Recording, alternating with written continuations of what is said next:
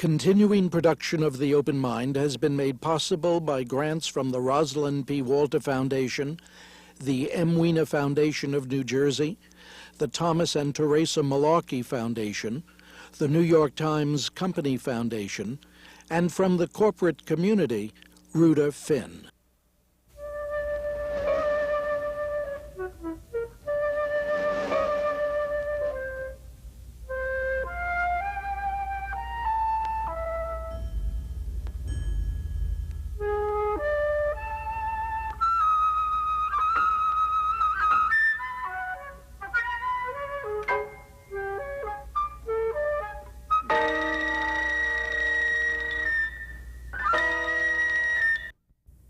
I'm Richard Heffner, your host on The Open Mind, and it's been almost 5 years since my guest today joined me to discuss her then #1 bestseller, You Just Don't Understand, Women and Men in Conversation. Earlier, of course, many of us had read her That's Not What I Meant, How Conversational Style Makes or Breaks Relationships. And now I've asked Deborah Tannen, University Professor of Linguistics at Georgetown, to talk with me about Talking from 9 to 5, her new international bestseller about the workplace, where, as she notes, the ways in which we communicate with each other can determine who gets heard, who gets ahead, and what gets done. Now, last time when she signed my copy of You Just Don't Understand, Women and Men in Conversation, Dr. Tannen wrote, "To Elaine and Dick Heffner, keep talking," which we've done, though how well I won't say. But I will ask Dr. Tannen whether with this move from home to the workplace, we needn't assume that sex and language take a backseat to power and language, or is it all the same thing? I think sex, power, and language are all intertwined, which is why we call the subtitle of the paperback is right there, Women and Men in the Workplace, Language, Sex, and Power. They're all intertwined. It's interesting that when a woman is in a position of authority, in other words, she has power, she's in a special, what I call a double bind, or it's a special challenge, because the way we have associated with, ways of talking we associate with someone in power is not what we expect or associate with women. And so a man, as a boss, anything he does to be seen as a stronger boss also makes him a better man. But for a woman, anything she does to seem a stronger boss starts to undercut people's impression of her as a woman. Now, it's not to say that it really has any effect on her femininity, but in people's impressions. So, for example, a woman has a decision to make. If you think back to the private conversation kind of thing we talked about, making a decision, she may start by asking you what you think. And then she doesn't expect you to say, if it were, for example, are you thirsty, would you like to stop for a drink?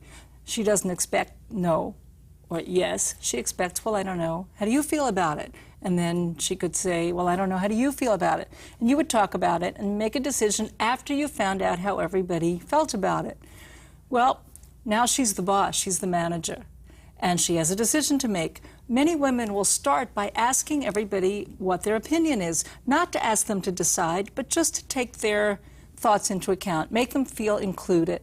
Well, this can often end up with her being seen as not a good manager. People can see it as it's her decision, but she can't make it. She's trying to get other people to decide for her. Whether or not a woman admits it if she doesn't know something. Many managers learn, if you don't know something, better to cover it up. And I actually observed this. I was observing a conversation where someone was on a speakerphone. It actually was a lawyer. And he accidentally elbowed the phone and disconnected the call. Well, I was sure that when his secretary reconnected the call, I was going to hear him say, oh, I'm sorry, I disconnected the phone. No, he said, hey, what happened? 1 minute you were there, the next minute you're gone. Well, this amazed me. He didn't admit he had done something wrong. He didn't have to. The other people couldn't see what had disconnected the call. Now, this can be very frustrating to some people, and I actually have been taken to task for excusing the man for doing this. One reviewer said, why doesn't Deborah Tannen just admit he's a jerk? Well, I don't think he's a jerk. Sometimes it is very effective and a smart thing to do, not to admit when you've made a mistake. Other times it doesn't work very well. Fidelity Investments, I don't know if you remember, but some years back, didn't have the correct numbers to report on a fund. They didn't want to admit they didn't know, so they used the fund's numbers from the previous day. It happened that the stock market had changed drastically that day, and they were in big trouble. So you have to know when it's right to admit that you're wrong and when it's wrong to admit that you're wrong. Well, this "I'm sorry" is especially interesting because so often women are told, don't apologize, it's not your fault, because she said, "I'm sorry." But very often a woman will say, "I'm sorry," and she doesn't mean "I apologize, I made a mistake." She means, "I'm sorry that happened." It's a way of taking into account that something has happened to the other person. You're kind of thinking in terms of them rather than you when you say, "I'm sorry."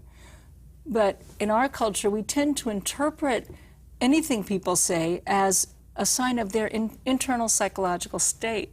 And so women are often seen as lacking in self-confidence because they said, "I'm sorry," or because they asked people their opinion. And it's kind of a misunderstanding, taking too literally something that is really just a conversational ritual. Now, has anyone in reviewing the book or commenting on it said, look, Professor Tannen is saying women should stay out of positions of authority in business because they don't deal with those positions correctly. In a sense, you're not saying they shouldn't, but you're saying what the downside is. Actually, I'm glad you expressed that because it is very much not what I'm saying. I know you're not saying it. And I'm lucky that no reviewer has. They've said a lot of things about me, not that one in particular.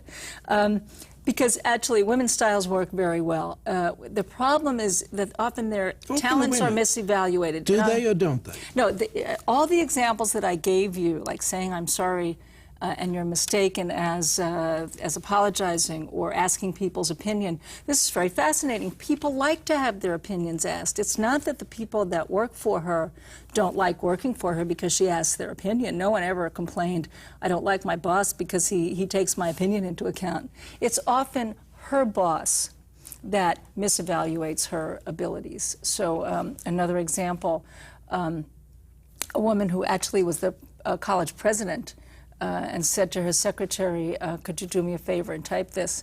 Her secretary loved working for her. She was a terrific college president. She did her job extremely well. But a member of the board of trustees who overheard her said, "Don't forget, you're the president." So often, it often means that women are not getting the promotions they deserve, are not being ranked as high as they deserve, perhaps are not getting the credit they deserve. But it is not that they aren't doing a very good job. And it isn't that they aren't liked by the people that work for them. Women managers very often are extremely well liked by the people that work for them. Another example would be my research shows, and other research actually has shown as well, that women as managers are often more likely to praise the people that work for them. Everybody likes this. Nobody complains, "My boss praises me too much." I haven't heard it yet, anyway. But it can sometimes mean that someone overhearing her giving praise thinks, gee, she hasn't done it, he did it. After all, she's praising him. It can lead to misunderstandings, as any difference in conversational rituals can lead to misunderstandings. So, for example, a manager had to tell a man to rewrite a report because it wasn't sufficient. She started by telling him everything that was right with it. Then she told him what was wrong with it. When he redid it and gave it back to her, he hadn't made all the changes that she had asked for. When she complained to him, he said, "Well, you told me it was fine the way it was." So he heard the praise as the main point because she started out with it. To her, the praise was a preamble to the main point, which was the criticism. Now, how do you fix a problem like this? You could say she's doing something wrong. She has to learn to give him directions in a different way. But it works just as well if she can simply talk to him about it and call his attention to the fact that even though she's giving this praise and she appreciates what he did, he really does have to make the changes. But you say if she can. On the other hand, you're saying that's not essentially the woman's style. This really varies in every individual case. If you realize that there's a style difference going on, you have three choices. You can change your way of speaking. You can discuss it with the person that you're working with so that they will understand how you mean what you said. Or you might decide you can't do anything in a particular situation, but it feels better to know what's happening. I'll give you another example. A bookstore owner who was a woman and had to have a talk with the manager because she felt she had told him to do something. He had said he would do it, and then a week later it wasn't done. Well, when they had a talk, it turned out she had said to him, "The bookkeeper needs help with the billing. How would you feel about helping her out?" And he said, "Fine," by which he meant, "Fine, I'll think about how I would feel about helping the bookkeeper out." He thought he would do it, but he thought he would do it a little bit later. He didn't realize that he had been asked to do it right then. I later talked to that bookstore owner and asked her how things were with the manager. She said, "Fine, we have no more problems." I said, "Have you changed your way of asking him to do things?" And she said, "No, I talk the same way, but now he knows how I mean it." Yes, I was fascinated by that example in the book. What would you have done in that situation? Because my tendency would have been to say she should have fired him the hell out of there. I imagine he was very good in many other ways, so she had reasons not to want to let him go. But if this had happened repeatedly, if he always misunderstood her and never did what he was told, then I think she probably would have fired him. You know, it's funny. I saw willfulness in that example that you gave on his part. That's interesting. A lot of people point out to me, can it be the case that a man really knows what she means, but he thinks he can get away with it because of the way she asked? And of course, that does happen at times. And nothing that I say is ever meant to imply that everybody means well, that nobody ever had bad intentions. In all my books, I'm simply saying you can't assume a person has bad intentions until you've checked out this issue of conversational style. Now, once on one of our early programs, you said something, I forget exactly what I had said, and you said, "Well, that's interesting. Most men make that point about the book." Would you say this question that I just asked you was, and the question that others have asked you that are similar, are male questions, untrusting questions? I would say no. Both women and men raise the issue, but what about when people have bad intentions? What's interesting to me is that often women will be rather annoyed at me for, quote, letting men off the hook. Because in my books, I don't say women are good communicators, men are bad communicators, men have to learn how to communicate like women. I don't say that. You mean it, though, don't you? No. You don't? No. I truly believe that both styles make sense, both styles can work well. As I said just earlier, sometimes it makes sense not to admit that you've done something wrong. Other times it can count against you. I truly believe that both women and men can learn a lot by realizing that the way they tend to do things isn't the only way. Consider that you might at times try the other style. It might work for you. I think we all will do better if we're flexible. I give another example. A woman who got a bad evaluation, she was a resident in a medical residency program. She was the only woman. This was some years back. And she had a bad evaluation. She asked the supervising physician why. He said, "You don't know as much as the others." She felt this wasn't true, so she asked why he drew that conclusion. He said, "Well, you asked so many questions." I love that example in the book. I absolutely loved it. So that's an example where it was working against her. And I think this goes back to the way boys and girls growing up learn to pay attention where they are putting their concerns, you might say. So boys' groups tend to be hierarchical, and the high-status boys will push the low-status boys around. So you have to learn to watch out, not to talk in a way that's going to lower your status, that's going to put you in that one-down position, because you realize over time that the other boys will take advantage of it. And a lot of the impulses that many, and obviously not anything is true of all men or all women, there are a lot of cultural influences too, but many men will learn that people will take advantage of you if you admit you don't know, if you show weakness. All of these things can put you in a one-down position. This gets to what has turned out to be the most popular example from You Just Don't Understand, why don't men like to stop and ask for directions? Because that experience of asking for help can feel like you're putting yourself in a one-down position.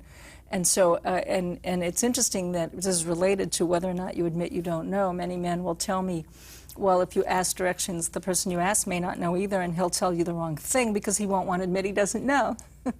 And I less often hear from women the person who doesn't know won't want to admit they don't know.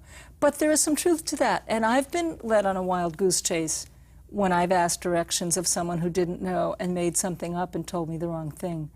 So I truly believe that there is truth on both sides and there's logic to both styles. Well, as I was reading, talking from 9 to 5, I realized I thought this as I read the other books and wanted to ask you. I have the sense, male chauvinist sense perhaps, that women are, talking about being a communicator, a good communicator, women are better talkers and poorer listeners. They hear less well and speak much better. How would you evaluate that? Well, it's a unique view. Most research shows, and mine shows it somewhat, that women often are better at listeners, so that's surprising. I mean at listening, at hearing, willing to listen. Cultural artifact. Can you think of an example that... Yes, being more sensitive to what is being said and therefore misinterpreting. Okay, this is interesting. It's often said that women are more sensitive than men, and I like to point out women and men are both sensitive, but we often are sensitive to different secret signals. So men are often amazed at what women pick up. And often what they pick up, and the men think isn't there, is some kind of rejection. For example, I'm going for a walk. The woman's hurt. I wanted to go with you. Well, tell me if you want to go with me, but you didn't invite me. Or man's making himself a sandwich. The woman's hurt. You didn't offer me any. Well, ask for some if you're hungry. So women seem to be more likely to pick up signals of, you don't love me enough, you're pushing me away. Whether they're there or not? Whether they're there or not, yes. However, men often pick up signals of being put down when women wonder where did they come from. And I'll give you the example that I started out, you just didn't understand with. My husband and I teach in different cities, and people will often express sympathy for us. Oh, that must be terrible. My reaction often is to say, well, it's not so bad, you know. We don't mind, or, well, we fly a lot, you know, we run up a lot of frequent flyer miles. My husband is often inclined to respond as if the person is putting him down, saying, you're unfortunate. My life is better than yours because my wife and I live in the same city. And many men tell me they react that way. So it's different sensitivities. Again, going back to the way boys and girls learn language and are socialized as children, that the boys and then the men's antenna often are rolled out for any signal that someone's trying to put you down or push you around, whereas women are tuned to a channel that says, looking for any signals that someone is trying to push you away. So you're saying it's different sensitivities. We're both lousy listeners when, or hearers, when certain chords are sounded. Or you might say that we both tend to hear certain signals and miss others. So I think women often may miss a signal that someone's putting them down, and men may miss a signal that someone's pushing them away. Well, let me go to the other end, and that is having to do with speaking, communicating, the act of active communication. Women and men, better or worse?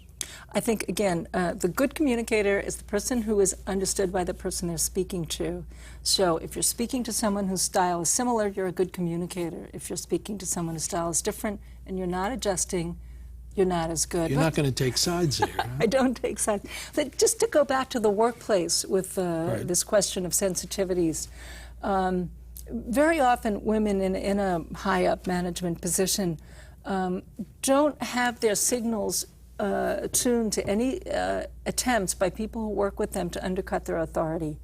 And yet, it often is the case in the workplace that people are trying to undercut the person in authority. One person that I interviewed commented that if a man is on the rise in a corporation and he's trying to move in on somebody else's territory, he often will be more likely to go after a woman because he feels she'll be easier prey. In other words, she won't have her guard up quite as much. So there are situations in which it makes sense to have your antenna tuned to that channel. On the other hand, you can overreact. So I think there are strengths and weaknesses to both styles. And I want not to forget that there are cultural differences in all of this as well, and we can In the workplace, too? In the workplace as well. Another example of, in fact, this is a good example because I've talked a lot about conversational rituals that are common among women, which men take too literally, like the I'm sorry. There are also rituals that are common among men that women don't realize are ritual and take too literally. An example would be what I call ritual opposition. So one woman, for example, shared an office with a man. She heard him arguing quite angrily with another colleague, and then later she heard them joking. So she said to her office mate, "How can you pretend that fight never happened?" And he said, "Well, it happened, but it's over." From her point of view, if you have an angry interchange with a colleague, you really have to talk it over. You can't just ignore it, forget it, and move on. From his point of view, this is just part of the work. We were arguing about some issue at work, and it's passed. Very often, if a woman raises an idea, a man may play what he calls devil's advocate, try to poke holes in the idea, try to find everything that's wrong with it. This is just part of exploring the idea, but using as if you were fighting, just like two little boys play fighting, which they do much more than little girls do. Not that girls don't fight, they do fight, but as a game, as entertainment, little girls are less likely to say, "We've got a half hour, let's fight," whereas boys might pick up something and start fighting. So many women will mistake this devil's advocate ritual for a true opposition to her ideas and may think, first of all, she may take it literally, these are terrible ideas, I'm going to drop them. Or she may take it personally, he's got something against me. Every time I raise an idea, he's arguing with me about it. So she may take these ideas, the ritual opposition to literally. And this is something, that can actually hurt the company as a whole, because very good ideas are sometimes dropped because of this. She can then also attribute very negative attitudes toward him. For example, I've heard this in my own research in corporations, where a woman will say, "I brought up the idea, he pretended that he didn't like the idea and criticized it, and so I dropped it, and then I heard him talking it up to someone else." So from her point of view, he simply stole the idea and criticized it so that she would drop it. No. It could be, again, let's take your point of view, it could be. But it also could be that he was exploring the idea, he thought it was a good one, he really didn't think he had argued against it, and then he was talking it up because he thought it was a good idea. Is this matter of women and men in the workplace, language, sex, and power, are corporations or large companies, is the workplace becoming aware of the dynamics as you describe them? Corporations are very much becoming aware because of the glass ceiling. Why would that? Because there's a concern now. Many corporations have made very great efforts to recruit women. They find that they're very successful at recruiting excellent women. And then 5-10 years down the line, they find that many of the women they recruited who were either as qualified as the men hired at the same time or even more qualified, 5-10 years down the line, they haven't been promoted or they haven't been retained. Often they leave. And it's a very interesting thing because often when women are not promoted, reasons are given, and I found this in my own research. If I asked why wasn't a certain woman promoted, the reason given often is she lacked self-confidence. She just didn't seem to have the confidence to have that higher job. And I write about this in Talking from 9 to 5 because it was such a pervasive pattern. Often these same women who seem not to have confidence, they leave the company, they start their own companies where they do extremely well. And as you probably know, the percentage of women starting their own companies is very, very high. You make that point very, very well. Yes. And so it isn't a matter of they're not having the abilities, but something is going on, and gets back to what I said before, that their true abilities are not being recognized, and it has to do, often has to do with these conversational style issues.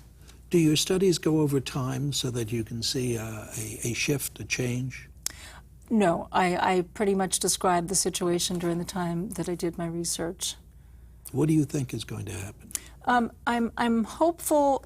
Well, first of all, women starting their own companies is hopeful in itself, because if a woman is the boss, she doesn't have to worry about whether somebody else is evaluating her accurately. No, I mean about the movement to independently owned Whether women leaving the, Will continue to do that. the situation has not improved as quickly as everybody hoped that it would, but I'm still hopeful that as this becomes more better understood, that it will gradually improve over time. And there is some evidence that when the boss is a woman, she's better able to identify the people the coming up that are capable. And there were situations in companies that I observed where a woman boss was able to see the talents of a woman that some of her male colleagues were not able to see. She convinced them that the woman deserved to be hired or promoted. The hiring or promotion took place, and the woman did well. In 30 seconds, how do you account for that? Again, the male-female difference. I think it goes both ways. Women will often appear to men as less confident than they really are. Men will often appear to women as more arrogant than they really are, because we are judging each other by the standards that we were taught as children. So the women are taught, don't boast about your abilities, do your best job, and depend on other people to recognize it. Men are often taught, put your best foot forward, hide your weaknesses so that you're sure you get the credit you deserve. That can come across as arrogance to women. Women's modesty can come across as lack of self-confidence to men. And women and men, of course, also we can misjudge people of the same sex, too. I'm told, Deborah Tannen, that I'm supposed to say goodbye, but just for a moment, because if you'll stay where you are, the moment will be a week for those who watch us. Next week, we'll be back with more. Thanks, Deborah Tannen. Thank you. And thanks, too, to you in the audience. I hope you'll join us again next time.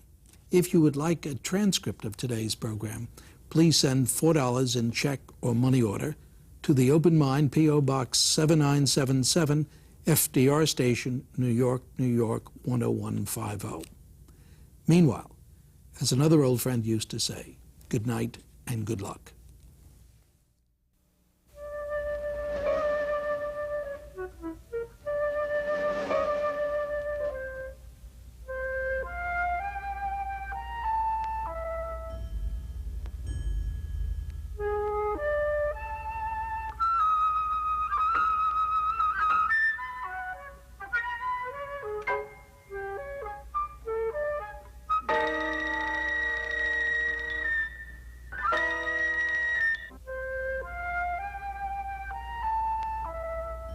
Continuing production of The Open Mind has been made possible by grants from the Rosalind P. Walter Foundation, the M. Weena Foundation of New Jersey, the Thomas and Teresa Malarkey Foundation, the New York Times Company Foundation, and from the corporate community, Rudder Finn.